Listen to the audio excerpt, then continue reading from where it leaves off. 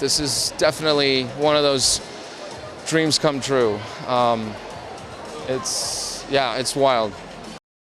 Well, the Winter Soldier is basically a brainwashed, desensitized weapon that's trained to kill, and will stop at nothing to achieve his sort of goal and, wiping out the target. His target this time around is Steve Rogers, who happens to believe that he's fighting his old best friend. So that would put him at a disadvantage. And what was it like working with such an amazing cast?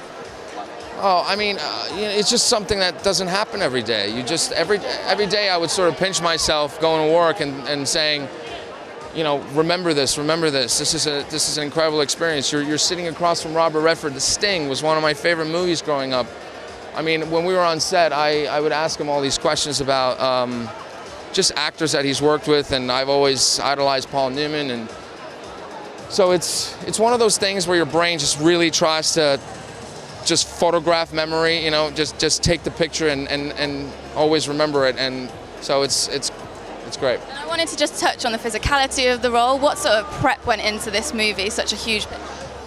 I spent all this time literally trying to think about how that was going to happen because I didn't have dialogue, so to some extent, and so I just thought, I don't know, what am I going to do? Like, how am I going to move? And actually, it wasn't until the first day that I finally had the whole thing on that I realized, oh wow, this thing is heavy, and I'm moving a certain way, and I actually started. That's when my discovery began on the first day of shooting. I mean, Chris is definitely stronger, that's for sure. I might have some adrenaline on him. We'll see if I would get lucky, but he'd probably put me out. I don't know. What was it like working with Scarlett, though? Must have been amazing. Yeah, well, Scarlett's one of the best that's out there. There's so many movies of hers that I loved. I mean, and just to get a chance to be on screen with her was a privilege. She's extremely dedicated, and all these guys are just professionals. I mean, I feel very lucky to be up there. My knees were pretty banged up, my ankles as well.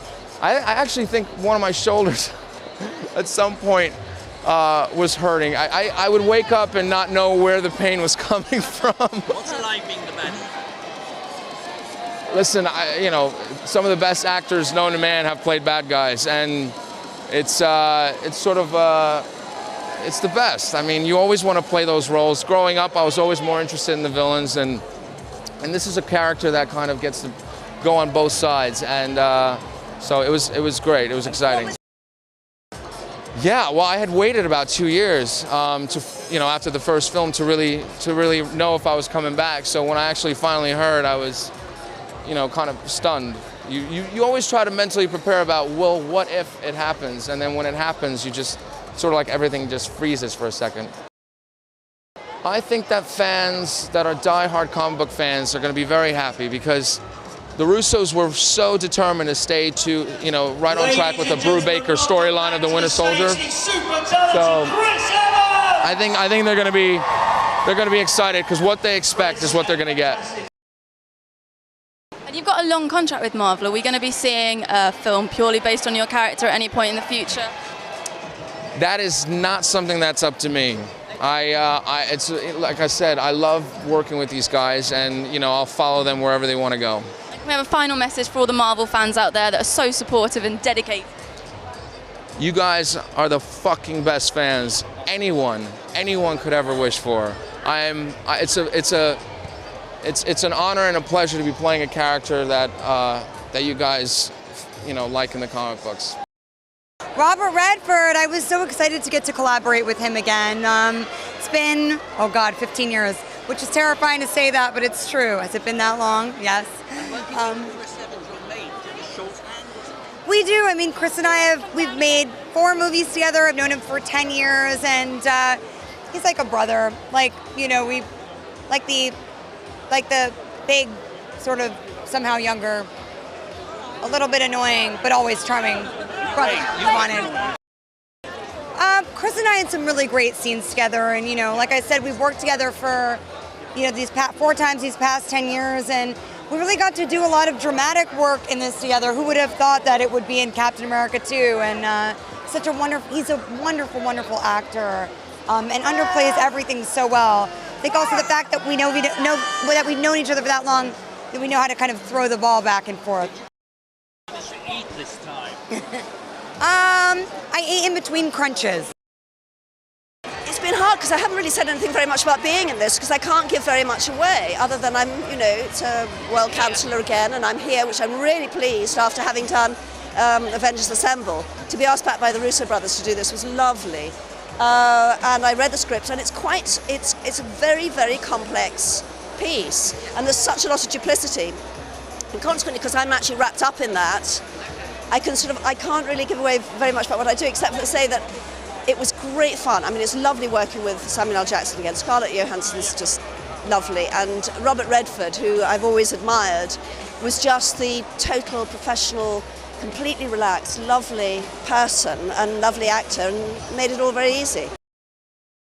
Like when you look at the comic strip themselves, they have very different styles to them. And I think the directors have brought very different styles. The Russo brothers are talking about a very, gritty, real, wanting it to have all of that. And as far as the technology goes, that's moving along so fast that each time a film comes along, they're pushing the boundaries and they're doing completely different things each time.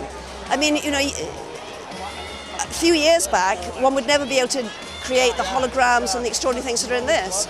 And one never knows what they'll do next. We'll be out there in space.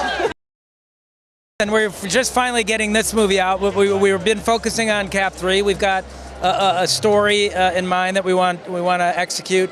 The one thing we can say, and Marvel's incredibly tight-lipped, but what we can say is, well, when you see this film, it's a two-parter, right? You see at the end of this movie that the Winter Soldier's story is not finished yet.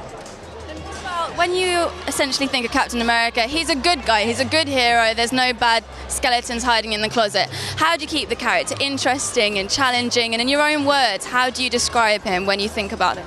Well, because of the nature that you're talking about, we really analogize him to Rocky Balboa a lot. Because he sort of is similar in the sense that they have a very simple code and they don't change a lot over the movie.